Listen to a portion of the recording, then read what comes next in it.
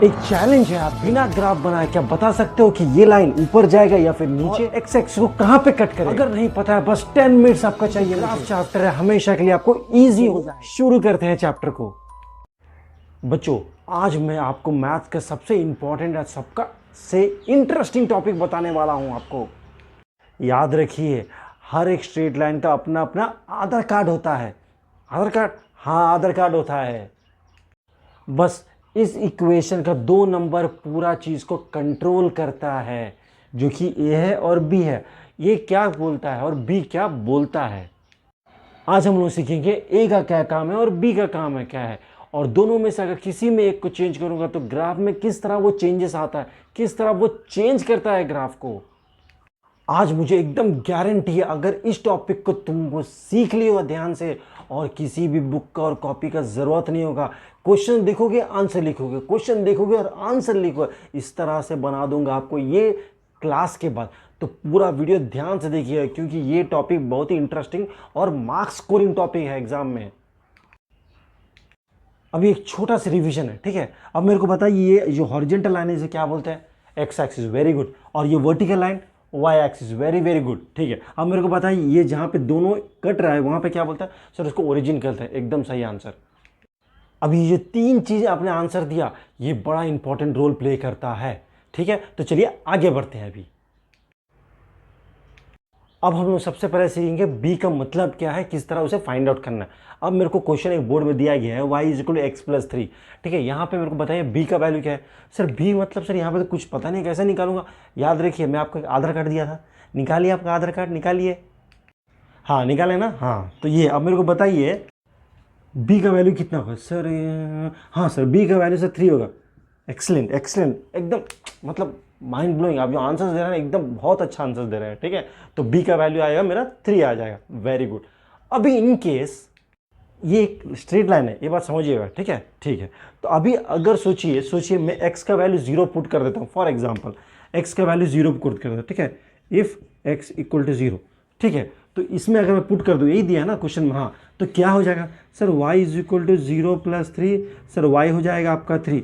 अरे यार, इतना सारा सही आंसर आप कैसे दे रहे हैं? आपको चैप्टर आता है क्या? हाँ सर मुझे चैप्टर पूरा आता है। वेरी गुड वेरी गुड, ठीक है। मतलब 0 जब मैं पुट कर रहा हूँ इक्वेशन में, मुझे y का वैल्यू 3 आ रहा है, यही बोल रहा हूँ, ठीक है। 0 जब पुट कर रहा हूँ y का वैल्यू मुझे 3 आ रहा है, y का वैल्यू 3 आ रहा है, 3 आ रहा है। मतलब क्या हो जाएगा इसका कोऑर्डिनेट? ओके, तो ये आपका कोऑर्डिनेट जो कि 0,3। मतलब क्या है?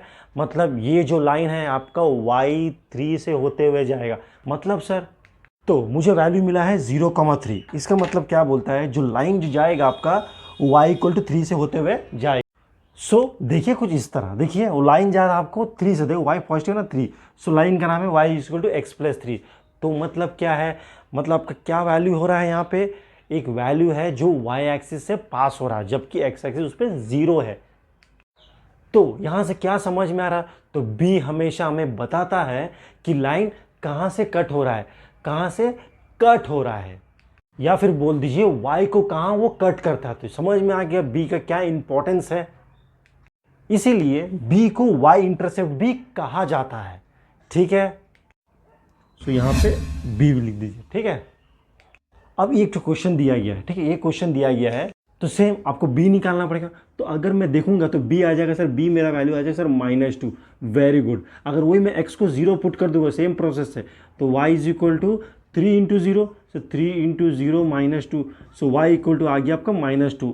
मतलब क्या है, जब आपका वैल्यू 0 है एक्स एक्सिस, तो वो लाइन कट हो रहा है y से पास हो रहा है, y इक्वल टू -2 से जा रहा है इस केस में, ठीक है। तो इसका वजह से कहाँ आपका वो लाइन बनेगा, कहाँ पे इक्वेशन कहाँ से जाएगा?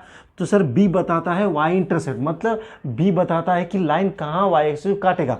यहाँ पे क्या बता रहा, y एक्सिस काटेगा जबकि -2 में काटेगा। -2 कहाँ पे होता है सर? ये तो प्लस होता है, ये माइनस, सो ये लाइन यहाँ, ये देखिए -2, सो लाइन यहाँ से पास होकर जाएगा। ये बात समझिए ध्यान से। देखिए y, देखो y जाना, तो समझ में आ गया किस तरह ये बता रहा। और एक सिंपल सा चीज़ बताने की कोशिश करूंगा, देखिए समझिएगा।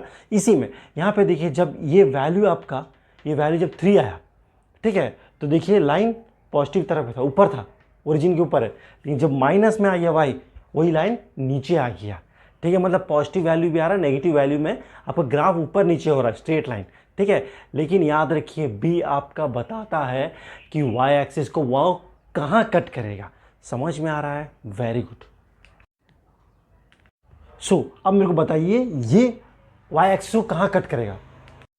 एकदम सिंपल, पूरा कॉन्सेप्ट लगाने का जरूरत नहीं, आपको कॉन्सेप्ट समझ में आ गया। बस आपको क्या बताना है, 0,7 मतलब वाई एक्सिस को 7 पे कट करेगा, है ना, तो 0 हो जाएगा। ठीक है, अब इस क्वेश्चन का आंसर दीजिए, वाई एक्सिस में कहाँ कट करेगा। सर ये भी तो आसान है। वेरी गुड, हाँ एकदम सही जवाब। तो आपको कॉन्सेप्ट सीखना ज़रूरी है, लेकिन एग्जाम में अगर पूछ रहा है तो आप डायरेक्ट भी कर सकते हैं एमसीक्यू में। ठीक है, अब इस केस में बता दीजिए। सर इस केस में भी हम बता देंगे। Very good. अरे ये तो आपको ये 10 सेकेंड से भी कम लग रहा है आंसर देने में। हाँ सर, अब ये बताइए इसमें क्या होगा। सर इसमें, सर क्वेश्चन इनकम्प्लीट है क्या? नहीं नहीं पूरा है। सर यहाँ पे और एक नंबर होना चाहिए, तो नहीं है मतलब क्या है? नहीं है मतलब क्या है? सर समझ में आ गया। वेरी गुड, एकदम सही जवाब, एकदम सही, क्योंकि वहाँ पे बी है ही नहीं। बी नहीं है मतलब I can write as this one ना, लिख सकता हूँ। ठीक है, तो मतलब क्या हो रहा है, ये लाइन ना ऊपर से जाएगा ग्राफ के ओरिजिन के, ना नीचे से जाएगा, ये ओरिजिन से पास होगा ये लाइन। समझ में आ रहा है? हाँ सर समझ में आ रहा है। अब हम लोग सीखने वाले हैं ए का मतलब। बी समझ में आ गया, अब ए। अब यहाँ पे देखिए 3 इक्वेशंस लिखा है। हाँ सर लिखा तो है। अब मेरे को यहाँ पे बताइए बी का वैल्यू क्या है 3 केस में। सर आसानी से बता देंगे हम। सर सब में बी का वैल्यू 0 है सर। हाँ, बी का वैल्यू तीनों केस में 0 है। इसका मतलब क्या है, मतलब ये तीनों लाइन्स ओरिजिन से पास होगा, है ना, तीनों लाइन्स ओरिजिन से पास होगा। बी तो वही बोलता है। तो इसमें क्या अलग है सर? बस अलग है सर यहाँ पे कुछ नहीं है, मतलब 1 है सर, यहाँ पे 2, यहाँ पे 4, बस इतना ही है सर, और कुछ नहीं है। मतलब एक्स का कोफिशिएंट अलग अलग है। एक्स का कोफिशिएंट सब 1, 2 और 4 है, और कुछ नहीं है सर। इक्वेशन में कुछ नहीं रहा बेटा, इसी नंबर को स्लोप कहते हैं। ये जो आपने बोला ना कुछ नहीं रहा करके, इसी को स्लोप कहते हैं। अब स्लोप का मतलब क्या है बता दूंगा वो भी, है ना। जब स्लोप बोला हूं, नया चीज कुछ बोला हो तो उसका मतलब भी बताना मेरा काम है, तो जरूर बताऊंगा आपको। ठीक है, चलिए उसको देख लेते क्या होता है करके। अब यहाँ पे समझिए स्लोप का मतलब क्या होता है। ठीक है, फॉर एग्जाम्पल एक हॉरिजेंटल लाइन, ठीक है, अगर मैं इस तरह ऐसा बनाया हूँ, ठीक है, ये लाइन 1 सोचिए, उसको मैंने बनाया लाइन 2, इसको बनाया लाइन 3। ठीक है, अब इस तीनों में आपको चढ़ना है, तो किस में मुश्किल होगा? सर इस तरह तो ये बहुत सर ऐसा है, स्लैंट है सर, तो इसमें चढ़ना मुश्किल है, तो ये सबसे डिफिकल्ट है। ठीक है, इसका स्लोप ज़्यादा है, तो इसी को बोलते हैं स्लोप। ये देखिए, ये जो वैल्यू यहाँ से जो हॉरिजेंटल से जो ऊपर तरफ जा रहा है, देखिए जो बना रहा हूँ, इसी को बोलता है स्लोप। तो यहाँ पे ये वैल्यू जो कोफिशिएंट ऑफ एक्स है, ठीक है, वो आपको स्लोप बताता है, जिसका अल्फाबेट है ए। ठीक है, तो यहाँ पे स्लोप क्या समझ में आ गया आपको, मतलब किस तरह ऊपर वो लाइन जा रहा है, ऐसा जितना ऊपर लाइन ऐसे बढ़ रहा है, देखिए यहाँ स्टीपनेस ज़्यादा है, यहाँ पे कम है, यहाँ पे कम है, यहाँ पे और ज़्यादा धीरे धीरे बढ़ रहा है, तो इसको बोलते हैं आपका स्लोप। ठीक है, अभी यहाँ पे एक तो दिखा दूंगा आपको वीडियो, आपको समझ में आएगा किस तरह लाइन्स आपका कोऑर्डिनेट से स्लोप में चेंजेस होता है। स्लोप कैसे वैल्यू चेंज होता है, तो लाइन किस तरह अपना स्टीपनेस को चेंज करता है, मतलब स्लोप चेंजेस होता है। ठीक है, चलिए एक वीडियो से आपको दिखा देता हूँ थोड़ा सा, उसके बाद में वापस टॉपिक पे आता हूँ। तो आपको समझ में आ गया किस तरह एक स्लोप का वैल्यू चेंज होता है, जिस तरह ए का वैल्यू चेंज होता है, कोफिशिएंट ऑफ एक्स चेंज होता है, स्लोप और स्टीपर बन जाता है और मुश्किल होता है चढ़ना उस पर। ठीक है, तो मतलब वैल्यू ऑफ ए इंक्रीजेस। अब जब स्लोप इंक्रीज होता है तो स्टीपनेस भी इंक्रीज होता है। तो मुझे बताइए इसमें सबसे ज़्यादा स्लोप किसका है, सबसे ज़्यादा स्टीप कौन होगा? सर सबसे ज़्यादा स्लोप तो इसी का है सर, ए का वैल्यू ज़्यादा है, तो क्योंकि ए डिसाइड करता है स्लोप, और स्लोप डिसाइड करता है स्टीपनेस, तो sir y is equal to 4x का स्टीपनेस ज़्यादा होगा। बिल्कुल सही जवाब। Let's start with the line y equals x. Now, y equals 2x is even steeper, and y equals 4x is the steepest of all. As slope increases, steepness increases. अब यहाँ पे भी देखिए, यहाँ पे दूसरा कुछ इक्वेशन दे दिया है। सर इक्वेशन क्या थी सर, b 0 है, तो मतलब लाइन ओरिजिन से ही पास होगा। वेरी गुड, लेकिन मेरे को बताइए यहाँ पे स्लोप क्या होगा, स्लोप सेम है? नहीं सर, स्लोप यहाँ पे सर आगे तो माइनस दिख रहा है। हाँ, आगे में -1 है फर्स्ट केस में, और सेकंड केस में -3 है, तो स्लोप तो अलग अलग है। स्टीपर कौन हुआ सर? स्टीपर ये हुआ, लेकिन माइनस क्या बताता है? माइनस बताता है इस बिलो द ओरिजिन, यहाँ पे बिलो द ओरिजिन बनेगा आपका लाइन, और स्टीपनेस डिसाइड करेगा आपका ए का वैल्यू। तो पहले केस में क्या था, पहले केस में सब प्लस था, मतलब ओरिजिन को ऊपर बनने वाला है, ये नीचे बनेगा, बस इतना ही डिफरेंस है। तो स्लोप जब नेगेटिव हो जाता है तो क्या होता है, लाइन ऑपोजिट डायरेक्शन में झुक नीचे की तरफ चल जाती है, ठीक है, ऊपर नहीं जाती है, इस टाइम में नीचे जाती है। फॉर एग्जांपल देखिए, मैं एक दिखा कर आपको, एक रफ डायग्राम है, इस तरह है, लाइन ऊपर जाना चाहिए लेकिन लाइन नीचे की तरफ आ जाएगी, यहाँ से इसे पास हुई नीचे की तरफ आएगी, ठीक है, नीचे की तरफ आएगी, मतलब बताती है कि स्लोप जो है ना आपका नेगेटिव है और ये पास ओरिजिन से, ठीक है। और जब स्लोप नेगेटिव हो जाता है, लाइन ऑपोजिट डायरेक्शन में नीचे की तरफ झुक जाती है। सो ए क्या डिसाइड करता है, if a is positive the line is going to rise up, if a is negative the line is going to fall down. तो ये ए डिसाइड करता है, ठीक है, याद रखिए, बी समझ लिया हमने, ए को भी हमने समझ लिया है, ठीक है। अब ए इक्वेशन देखिए, यहाँ पे बताइए, ये तीनों में यहाँ पे बी का वैल्यू -1 है, ठीक है, बी का वैल्यू 0 है, ठीक है, बी का वैल्यू 1 है, very good very good. B क्या बोलता है कि वाई एक्सिस को कहाँ काटेगा, मतलब वाई को -1 में काटेगा, 0 से जाएगा और 1 से जाएगा, ठीक है। अब यहाँ पे देखिए सर, स्लोप बताइए सर, स्लोप सब में 3 है सर स्लोप सबका सेम है, सबका स्लोप सेम, मतलब क्या हो रहा है, सबका स्टीपनेस सेम हो रहा है ना। ये स्लोप जिसका 3 है ये -1 से जाएगा, ये स्लोप ओरिजिन से जाएगा, ये स्लोप वाला लाइन ये 1 से जाएगा, मतलब सबका स्लोप सेम है, सबका स्टीपनेस सेम है। सो यहाँ पे देखिए, अब मैंने ये वैल्यूज बनाया, जब -1 है तो ये -1 से जा रहा है, ठीक है सर, ये +1 से जा रहा है, ये ओरिजिन से जा रहा है, ये -1 से जा रहा है ना, 3 केसेस में। तो यहाँ पे देखिए, बिकॉज स्लोप उसका सेम है, 3 है, तो उसका वजह से वो कहीं पे कट नहीं होगा, क्योंकि उनका स्टीपनेस सेम है, स्टीपनेस सेम है तो कभी कट नहीं होगा।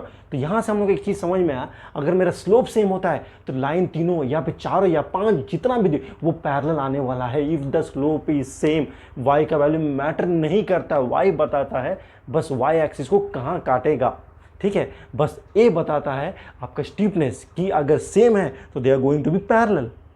यहाँ पे सिर्फ बी बदलने वाला है, मतलब कभी ऊपर से जाएगा स्लोप, कभी नीचे से जाएगा लाइन, या कभी बीच से जाएगा, तो लाइन बस शिफ्ट होगा, because B value is changing but a value change नहीं हो रहा, तो कहीं लाइन आपका कहीं नहीं जाएगा, कभी नहीं इंटरसेक्ट करेगा।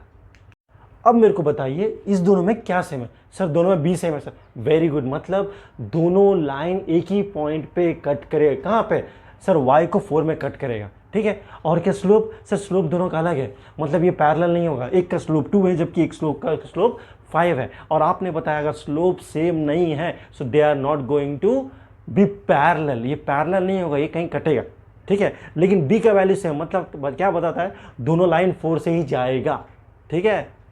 Now let's show 3 parallel lines. Same slope means they are parallel lines. अब ये क्वेश्चन मुझे सॉल्व करके बताइए, ठीक है। अब यहाँ पे इक्वेशन में क्या दिया, y = 7x + a। अब मेरे को यहाँ पे a निकालिए और b निकालिए, a निकालिए और b निकाल के मेरे को बताइए क्या, इसमें सर a होगा आपका 7 जबकि b होगा 5। अब मैं तक बताइए ये राइज हो रहा है कि फॉल हो रहा है, सर राइज हो रहा है, सर राइज हो रहा है सर। हाँ, अब देखिए यहाँ पे सब मैंने वैल्यूज लिख दिया ऑलरेडी, आपने भी लिख दिया होगा, पॉज नहीं लिखे तो पॉज करके पहले आंसर लिख दीजिए, ठीक है। तो यहाँ पे देखिए a का वैल्यू माइनस मतलब ये फॉल होगा, यहाँ पे a का वैल्यू प्लस में मतलब ये राइज होगा, यहाँ पे a का वैल्यू माइनस मतलब ये भी फॉल होने वाला है। तो इतना धीरे से भी करते हुए सीखते भी हमने फ्रैक्शन ऑफ सेकंड में ये सीख लिया किस तरह ये सबको करना विदिन 10 to 5 सेकेंड्स। इस तरह इक्वेशंस आएगा आपका एग्जाम में, तो आपको सॉल्व करना है एकदम कॉन्सेप्ट से। अब मेरे को बताइए ये दोनों में से कौन सा लाइन ज़्यादा स्टीप होगा, सर स्टीपनेस बोलो y = 6x, वेरी गुड। क्यों, कोफिशिएंट ऑफ x बताता है मेरे को स्टीपनेस, जो कि स्लोप है, इसका यहाँ पे 6 है, यहाँ पे 2 है, तो 6 बताता है कि ये ज़्यादा स्टीप होगा। अब मेरे को बताइए ये दोनों में से कौन सा लाइन सबसे जल्दी नीचे गिर रहा है, सर -7x, वेरी गुड। ये वैल्यू जो आपने सीख लिया किस तरह सॉल्व करना है, ए क्या बोलता है बी क्या बोलता है, आपको बहुत हेल्प करने वाला है ये। अब चलिए क्वेश्चन देता हूं और पता चल जाए किसने वीडियो को ध्यान से देखा और पूरा कॉन्सेप्ट को एकदम समझा उसने, ठीक है। इस क्वेश्चन को आपको कमेंट में आंसर देना पड़ेगा, ठीक है। तो ये रहा 3 इक्वेशन, तो आपको बताना है इसमें कौन 2 लाइन पैरेलल है, कौन सा लाइन y एक्सिस को कट कर रहा है सेम पॉइंट पे, और कौन सा लाइन नीचे की तरफ जा रहा है। ये 3 आंसर आपको देना है, option number A B C। एक आंसर आपको देना है तीनों में से किसी को, बी का भी लिखना है और सी का भी। तीनों आंसर आपको लिखना है कमेंट बॉक्स में। अगर तीनों आंसर आपका सही हुआ मतलब आपने पूरा वीडियो को अच्छी तरह समझ लिया और आपका आधा से ज़्यादा इस चैप्टर कंप्लीट हो गया, पूरा आपके ग्रिप में रहा। याद रखिए, हम लोग यहाँ पे कॉन्सेप्ट सीखने आए, रटना हमारा काम नहीं है। हम लोग कॉन्सेप्ट सीखेंगे, इसको अप्लाई करना सीखते हैं। तो वीडियो को बढ़िया तरह से देखिएगा और अच्छा लगा तो लाइक कीजिएगा, शेयर कीजिएगा, सब्सक्राइब कीजिएगा और फ्रेंड्स को बोलिएगा हम भी यहाँ पे कॉन्सेप्ट सीखते हैं। चलिए मिलते हैं नेक्स्ट वीडियो में। तो कमेंट ज़रूर कीजिएगा आंसर के साथ, पूरा वीडियो देखिएगा।